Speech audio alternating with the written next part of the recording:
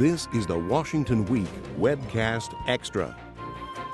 Hello, I'm Gwen Eiffel. I'm joined around the table by Molly Ball of The Atlantic, Josh Gerstein of Politico, Ed O'Keefe of The Washington Post, and Reid Wilson of Morning Consult. This campaign has been nothing if not unconventional. Campaign headquarters? Who needs them? I was in Iowa this week, and I went looking for the Donald Trump headquarters in Des Moines. This is what it looked like. I took a picture. That's it. It is nothing but that sign. There's no furniture, no lights on, no people. But you don't need it, it turns out. This is how unconventional this campaign has become. Big crowds in August? How is that happening? And whatever happened to the Republican Party's post-mortem, which outlined all the things it should do to win the next time? For now, it's cast aside. Look at the polls, and it feels like a big shoe is getting ready to drop. We just don't know on whom. What happens when they all start running actual advertising, Reid? I think we're about to see one of the most negative campaigns in history, perhaps the most negative campaign, for a couple of different reasons.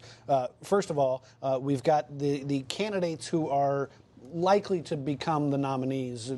I would speculate that I think Jeb Bush is more likely to be the Republican nominee than any other candidate at this point. Hillary Clinton still more likely to be the Democratic candidate. A significant portion of Americans know these people and have very firm, very hard opinions on them, and those opinions are not positive. More Americans see both Bush and Clinton unfavorably than favorably. More than half of Americans, according to two polls that came out this week, see both of them unfavorably. I should say more than maybe half. Because they know them better? Because they know them, because they've been around. Nobody nobody doesn't have an opinion of the Bush family or the Clinton family. That sort of. And Trump? Well, Trump's. I mean, more than half of Americans see Donald Trump unfavorably too. Yeah, that's my point. Yeah, well, but so that incentivizes the campaigns to go negative on the other person. If you can't increase your own favorable numbers, the best way to do something is to take out the opponent. For now, all we're seeing is soft focus, biographical. These are the friendly ads introducing John Kasich and Bobby Jindal to primary voters. But once you get to the general election, you've got candidates who are going to be very well known and pretty much unpopular, and then you've got super PACs. And super PACs, over the limited course of their career in politics, have done nothing but advertise negatively. The percentage of super PAC spending that is spent on negative ads, something like 98, 99%. Wow. And yet, the vow of Right to Rise USA, which is the Bush Alliance super PAC, is that they will go positive, at least initially, in $10 million spent in the 3 early primaries. You mean until next week, initially? The plan is to buy time between September and December and run primarily biographical ads about Jeb Bush. The argument being that you know the Bush family, but you don't know this guy. And that once you realize that he was a two-term governor of Florida and did a lot of tremendously conservative things, that the tide might turn in his favor if they remain positive. Okay, let me try something out on you guys. If honesty and authenticity is what voters are hungering for this year, right? And that makes negative campaigning risky. But it also means that if you are trying to break out from under the Trump banner, you have a little problem. Listen to what Donald Trump did this week. When Jeb Bush changed his mind on anchor babies or on immigration, he said he should stay authentic. He should stay true to what he originally believed. This is Donald Trump, who's changed his mind on a host of things. Is that what they're all playing to? They're playing the thirst for authenticity, you mean? Yeah, well, I mean, I don't think it's calculated on Trump's part. I think he is who he is, and that is part of the appeal, right? Same with Bernie Sanders. I don't know that he's capable of sort of being packaged and controlled and handled in the way that conventional politicians expect to be. Along the same lines, I don't think Hillary Clinton is capable of stepping outside that box. We've heard repeatedly over the years, oh, she's going to be herself now.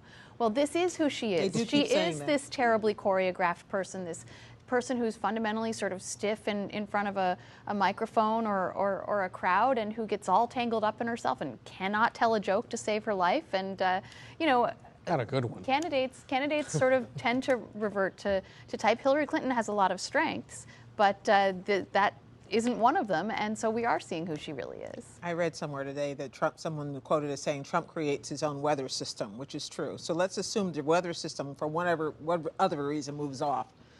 Who is in a position to rise? Say Ben Carson is actually still very much in the top tier. Carly Fiorina done well since the debate. John Kasich actually got the endorsement of that Alabama governor where Donald Trump is tonight.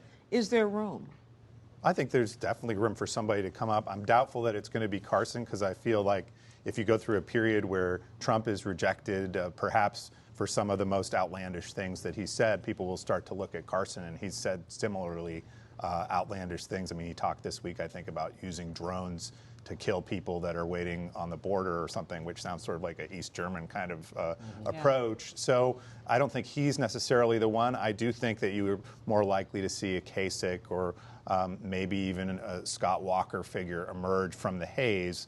But then the question, of course, will be, is Jeb Bush also there standing in the haze after Trump moves on? If indeed Trump moves on, because I'm not totally persuaded that's going to happen anytime soon. No, not soon. I think Kasich is the value bet right now. I think he's got the most room to grow over the long term. He has already presented a significant challenge to the other candidates who are making New Hampshire a must-win state, candidates like Chris Christie, Jeb Bush, candidates like that.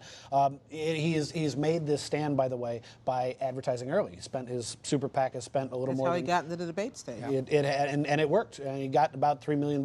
He conveys that sort of authenticity without being completely polished.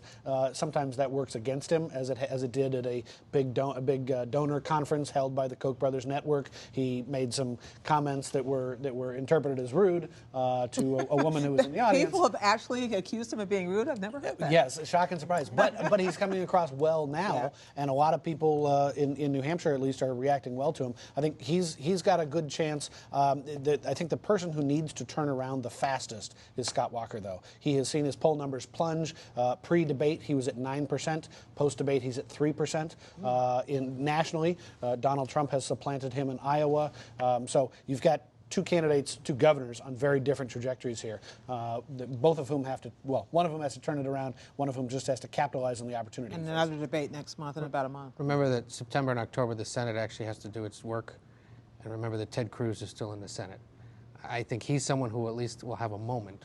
Marco Rubio's in the Senate, too. Yeah, but Marco Rubio is showing up for votes. Yeah, exactly. and I think Cruz already has enough money and enough super PAC support to finance himself through March, when you have all those SEC primaries. All those SEC primaries in Louisiana, Alabama, the Carolinas, Georgia are proportional.